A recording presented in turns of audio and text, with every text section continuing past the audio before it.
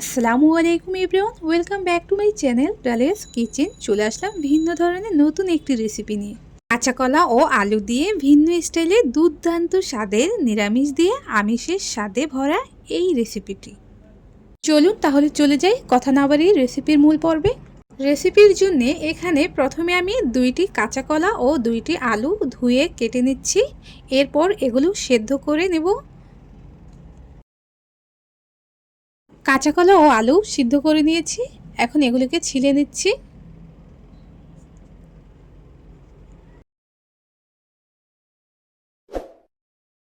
এগুলো ছিলে নেওয়া হয়ে গেছে, এখন হাত দিয়ে ভালো করে মথে নেব।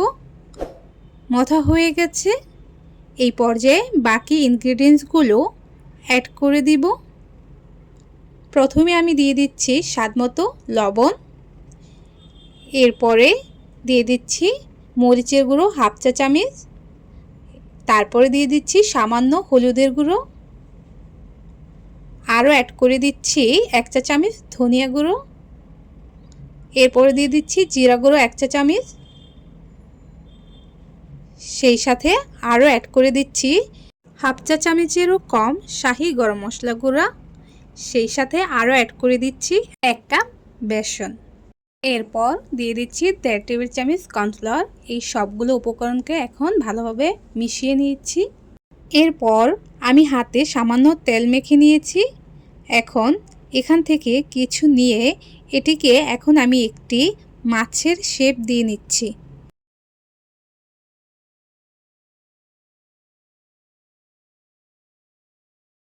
এই একইভাবে আমি সবগুলো করে নিয়েছি। এই পর্যায়ে মাছগুলো ভাজার জন্য চুলায় আগে থেকেই একটি প্যানে তেল দিয়ে গরম করে নিয়েছি। এখন একে একে গরম তেলের মধ্যে মাছগুলো দিয়ে দিব।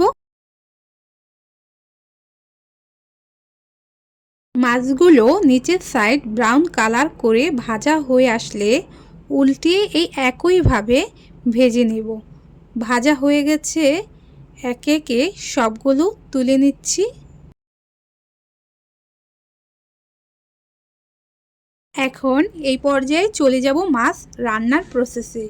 আর এর জন্যে আমি ওই একই প্যানে পরিমাণ মতো আরও কিছু তেল অ্যাড করে দিচ্ছি, সেই সাথে আরও দিয়ে দিচ্ছি সামান্য আস্ত জিরা, এরপর দিয়ে দিচ্ছি ছোট 2টা তেজপাতা, 2টা এলাচ ও 2টা দারুচিনি।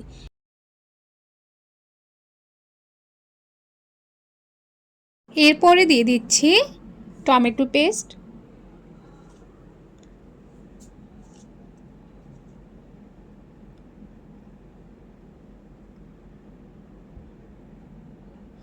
আরও দিয়ে দিচ্ছি 1 টেবিল চামচ পেঁয়াজের পেস্ট ও দিয়ে দিচ্ছি আদা রসুনের পেস্ট 1/3 টেবিল স্পুন, সেই সাথে আরও অ্যাড করে দিচ্ছি 1 টেবিল চামচ বাদাম বাটা।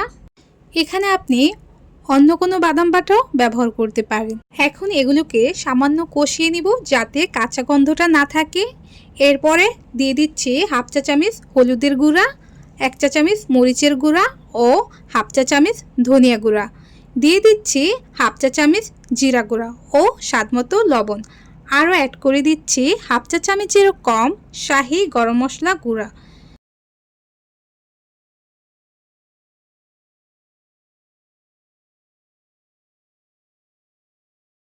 সামান্য পানি অ্যাড করে দিচ্ছি। এখন এই সবগুলোকে কিছুক্ষণ কষিয়ে নেব।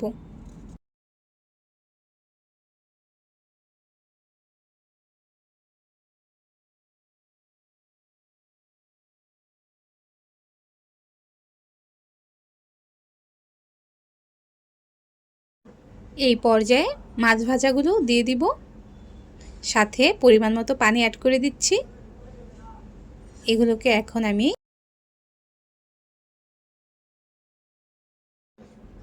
ঢাকনা দিয়ে ঢেকে কিছুক্ষণ রান্না করে নিব। এরপরে দিয়ে দিচ্ছি কেটে রাখা কাঁচামরিচ। এই রান্নাটা দেখতে মাছের মতো, কিন্তু মাছ না দিয়েও যে নিরামিষ দিয়ে এত মজাদার একটি আমিষের স্বাদে রেসিপি তৈরি করে নেওয়া যায়, যেটি আপনি একবার তৈরি করে না খেলে বুঝতেই পারবেন না। আশা করছি এই রেসিপিতে একবার তৈরি করে খেলে দ্বিতীয়বার আবার তৈরি করে খেতে চাইবেন।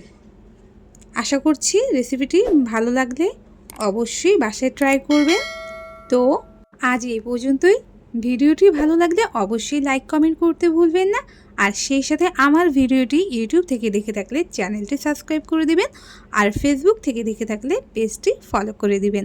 আবার কথা হবে নতুন কোনো ভিডিও নিয়ে। সবাই সুস্থ থাকুন, ভালো থাকুন। Thanks for watching. আল্লাহ হাফেজ।